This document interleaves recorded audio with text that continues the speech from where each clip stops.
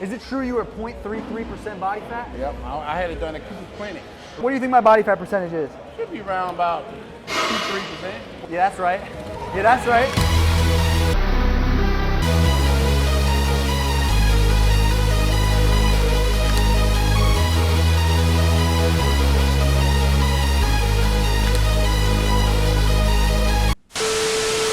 What's up, guys? So today we're going to be talking about Ronnie Coleman's claim that he was 0.33% body fat. Now, I know that this claim came out, some time ago, but I just started making this fitness content, so I was quite intrigued by this, so I figured I'd make a video about it. Before I start, I just want to make it clear that I don't have a problem with Jesse or Ronnie at all. Jesse is the dude in this video, and obviously Ronnie Coleman's Ronnie Coleman. So I have nothing against him. I have no problem against him at all. I like Jesse and his content, and Ronnie Coleman's obviously one of the GOATs of bodybuilding. So just want to make that clear. I got nothing against them. And so with that being said, let's get right into it. So there are many reasons why Ronnie Coleman could have been claiming that he was 0.33% body fat. And not only that, but he says that he had it tested. Now, what is easy to know and easy information that you can access is that body fat percentage tests aren't 100% accurate by any means. They can have an error rate from 3.8 to 5%. So what that means is you could be 10% body fat and get tested, and if the test has an error rate of 5%, then the test results would say you're 5% body fat. Now, there's obviously an enormous difference between 5% and 10% body fat. I mean, if you're 5%, you're a shredded bodybuilder who's probably competing soon. And if you're 10%, you could be some guy who's just, in shape. I'd say I've been below 10% body fat, but I've not been anywhere close to 5% body fat. The lower body fat percentage you go, the harder it is to achieve. So yeah, I've been around 10, I'd say, when I was really skinny. But now that I'm on a bulk, I'm definitely over 10. But I wouldn't say I'm anything crazy. What I mean by this is that a body fat percentage test is very inaccurate. So for Ronnie to claim that he was 0.33% body fat just because he had a test is not 100% reliable information, because if the error rate on his test was, for example, say 4%, then if you add 4 to 0.33, then let's say he was 4.3% body fat. Now that would be it would be much more understandable, because when bodybuilders are competing, they're getting shredded for the Olympia like Ronnie was.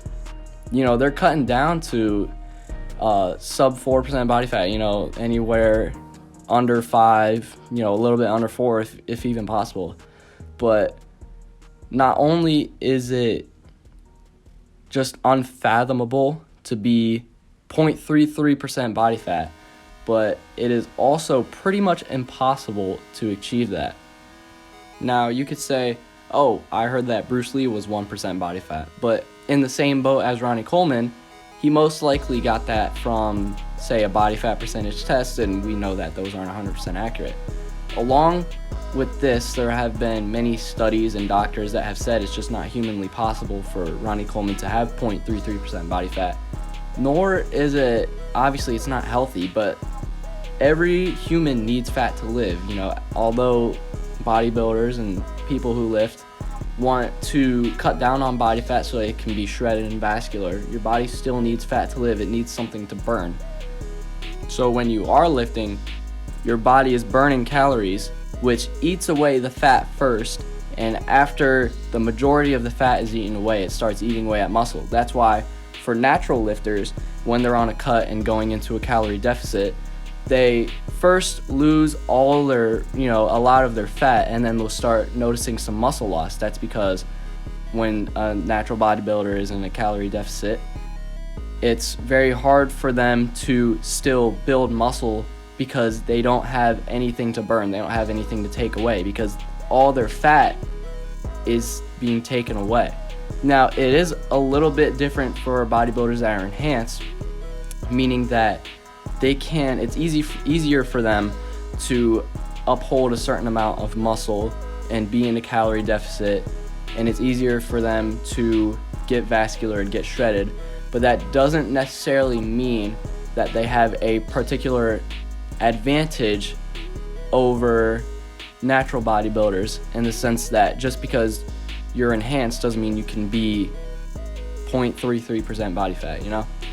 So it's just a matter of knowing the facts about science and knowing what is humanly possible. And I think that Ronnie Coleman claims this just because, you know, he was 8-time Olympia champion. He's a very confident guy. I mean, he has plenty to be confident about. He's one of the best bodybuilders in history, won 8 Olympias. I mean, he obviously has plenty to be confident about. And when you get that test back, that's, oh, you know, I'm 0.33% body fat. I'm obviously confident about that. I'm going to spread the message. I wouldn't say that's necessarily him being cocky, but that's just him knowing that he's capable of that sort of thing. Now, back in the times that he was a professional, I wouldn't say, you know, it wasn't too long ago, but give that about 20 years per se. It's 2022. He won majority of his Olympias in the late 90s and early 2000s. So obviously, you know, science has improves over time. It's come a long way since then. So even in his prime, when he got that test, it's likely that the error rate of the body fat percentage test was probably even higher. So I would say when you got that test, I'd say he was anywhere from 3 to 4% body fat. You know, it's easy to see what somebody's body fat percentage is if you just go to Google and look up, you know, a body fat percentage chart. I'd say the majority of them are pretty accurate. I mean, you mostly have people that are 3 to 4% classified, and then say 5 to 7, 7 to 9, 10 to 15. I'm sure all of you have seen those before. But when I look at Ronnie Coleman in the peak of his prime, I can't say that he looked any more shredded than one of the people that is being used as an example for 3 to 4% body fat. Regardless of how much he cut and was crash dieting and how much anabolics he used, I just don't see it possible, nor really is it possible for him to be that low in body fat, because fat is obviously essential for us humans to live. If it wasn't essential, then we wouldn't have it. Obviously, an unhealthy amount of fat is not a good thing, but that's why, you know, you exercise, you eat a good diet so that everything is balanced out, right? So when it's not balanced, it can be unbalanced in two ways. You can have too much or too little. In this case, 0.33% body fat is too little, and it would be most likely something lethal or something highly risky and highly possible for something to go wrong if you are that low in body fat percentage. I mean, when we're talking about people who have the lowest body fat percentages in history, the thing that I think of, it's not necessarily bodybuilders, but I mean people who are dying from starvation, because your body eats up all your fat in order for it to produce energy and still survive. And so once all that fat is gone, I mean, the people who are dying from starvation are pretty much dying after all their fat is gone, and you know, it eats out a little bit of muscle. But once all their substance is gone, they're gone. And so in the same case, I wouldn't say that Ronnie Coleman is necessarily superior to them, especially because someone who is dying from starvation is most likely not going to have any sort of mass to them. I mean, Ronnie Coleman is a man of mass. You know, he obviously is. He won Olympias.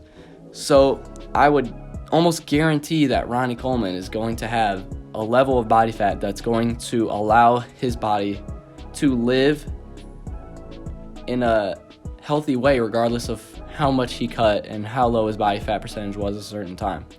I know I'm kind of going off on a whole bunch of different tangents, but it all connects back to the fact that it's just not possible for him to be that low in body fat.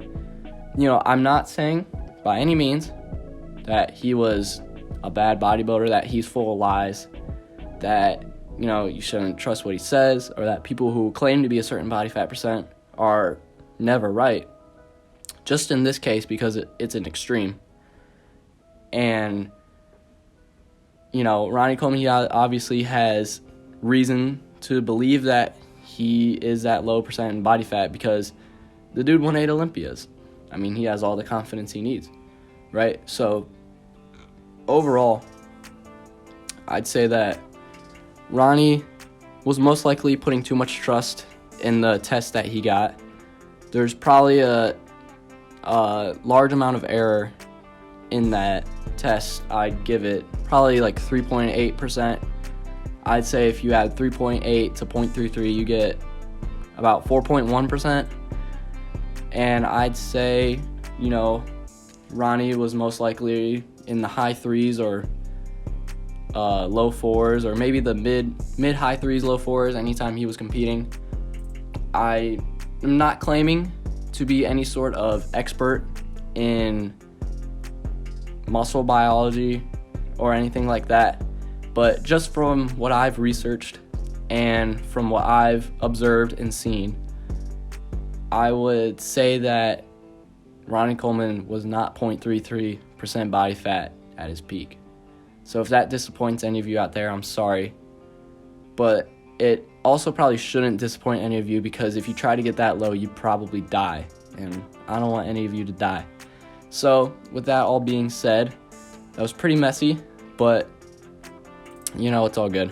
At the end of the day, I'm just trying to educate, because I don't want some beginner lifter to see Ronnie Coleman claiming to be 0.33% body fat and think that he's going to achieve that naturally, because I don't want him to kill himself off of crash dieting and cutting while still putting 30 working sets into one workout. You know what I mean? So, yeah, I'm just doing this to educate. And like I said before, I got no problems with Jesse or Ronnie. I think that they're both, very influential people. Ronnie Coleman's obviously an excellent motivator. Jesse puts out some entertaining and good content, and he's a very hard worker. So, props to both of them, and props to Jay Cutler, because he made it into this video as well. So shout out to all of them. And with that being said, I hope you guys enjoyed. Hope you guys learned something. And if you ever come into a situation like this, just, observe, do your research. Don't rely on what other people say. Rely on what you know. And, if you have someone reliable telling you something different, obviously rely on them if they're reliable. But yeah, with all that being said, I hope you have a great rest of your day. And if you haven't hit the gym yet today, go do it.